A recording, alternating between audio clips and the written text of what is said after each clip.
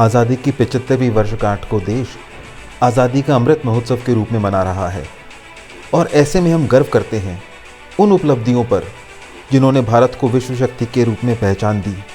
तो आइए हम अपनी उन महान उपलब्धियों की एक छोटी सी झलक देखते हैं।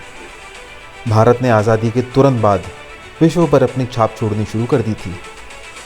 भारतीय इंडियन हॉकी टीम ने 1948 ओलंपिक्स में अपना पहला गोल्ड मेडल जीता और अपनी इस उपलब्धि के आधार पर हमने 1951 में एशियन गेम्स का आयोजन किया और 1951 की कहानी में एक और अध्याय तब जुड़ा जब खेल के साथ साथ हमने शिक्षा के उच्च मानकों के आधार पर IIT खड़गपुर को स्टैब्लिश किया, जो कि आज भी वर्ल्ड की टॉप इंस्टीट्यूट्स में आता है। 1953 में हमने पहली एयरलाइंस इंडियन एयरलाइंस की स्थापना की और आसमान को छू लिया। उसके बाद 1954 में पहले परमाणु संस्थान की स्थापना की और 1956 में पहला परमाणु रिएक्टर अप्सरा को भी स्थापित कर लिया।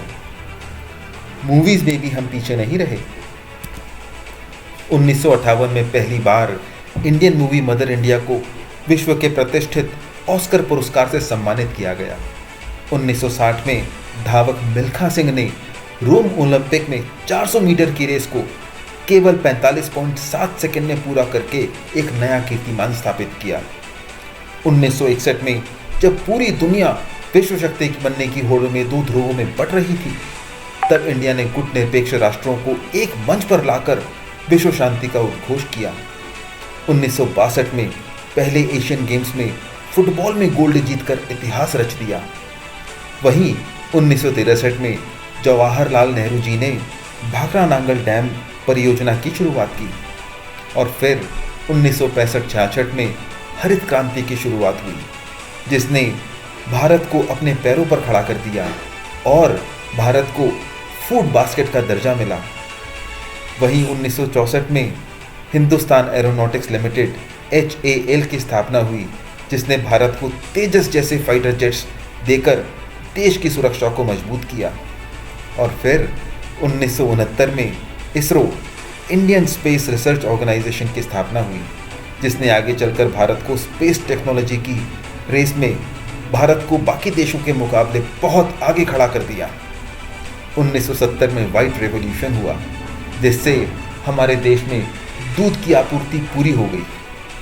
1971 में हमने बांग्लादेश को पाकिस्तान से मुक्त करके लिबरेट किया और 1973 में अपने हृदय की कोमलता दिखाते हुए चिपको मूवमेंट की शुरुआत की, जिसमें वन और पर्यावरण की सुरक्षा के लिए एक नई क्रांति की शुरुआत की गई।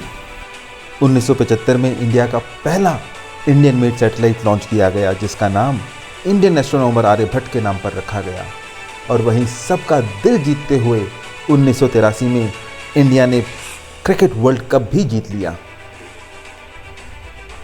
और फिर 1984 में पहले भारतीय राकेश शर्मा चंद्रमा तक गए और इतिहास रच दिया। साथ ही सारे जहां से अच्छा हिंदुस्तान हमारा की आवाज़ को घर घर तक पहुंचा दिया। भारतीय होने का अर्थ मानवता है। ये सिद्ध होता है 1990 के कुवैत एयरलिफ्ट से, जिसमें कुवैत पर हमले के बाद एयर इंडिया की मदद से लगभग 1,75,000 लोगों को सुरक्षित स्वदेश लाया गया। वहीं 1989 में अग्नि मिसाइल का सफल परीक्षण किया गया और उसके बाद 1998 के पोखरण में हुए सफल परमाणु परीक्षण ने भारत की ताकत का लोहा पूरी दुनिया को मनवा दिया। हम हिंदुस्तानी कुर्बानियां देने से कभी पीछे नहीं हटते। 1999 में दुर्गम पहाड़ियों पर छुपकर वार करने वालों को नेस्तनाबूद करके विजय पताका फहरा दी गई थी। 2008 में इसरो ने पहला चंद्रयान लॉन्च किया, जिससे भारत को स्पेस टेक्नोलॉजी में बहुत बढ़त मिली। और 2008 में भारत ने एक मिशन में एक साथ 10 सैटेलाइट को PSLV 69 में भेजकर वर्ल्ड रिकॉर्ड कायम किया।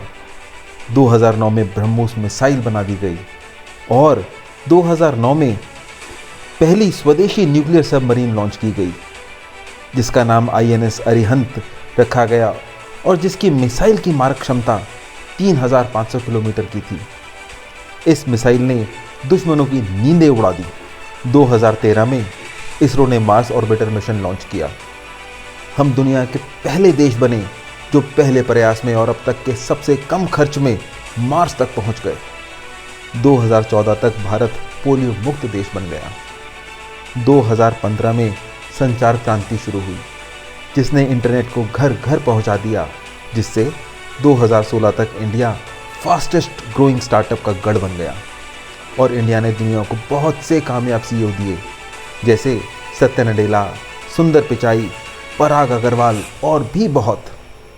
2016 में जब पठानकोट पर दुश्मनों ने आग उठाई तो भारत ने दुश्मन के घर में घुसकर मुंह तोड़ जवाब दिया, जिसे आज हम सब सर्जिकल स्ट्राइक के रूप में जानते हैं। और पूरी दुनिया भारत के इस काम की सराहना कर रही है। 2019 में धारा 370 हटाई गई और जम्मू कश्मीर को यूनियन टेरिटरी का दर्जा दिया गया। 2022 में स्वदेशी विमान वाहक पोत INS विक्रांत को नेवी में शामिल किया गया, जिसने हमारी समुद्री ताकत को नया आयाम दिया और दुश्मनों की नींदें गायब हो गईं।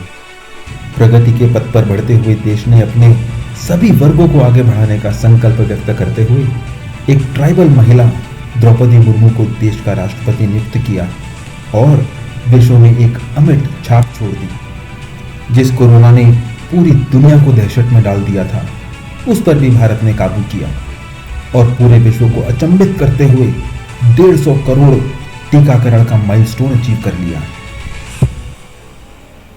ये उपलब्धियां बताती हैं कि भारत केवल धरती का एक टुकड़ा मात्र नहीं, बल्कि एक जीवंत और जागृत राष्ट्र है, जो आने वाले समय में विश्व का मार्गदर्शन करने के लिए पूरी तरह से तैयार है।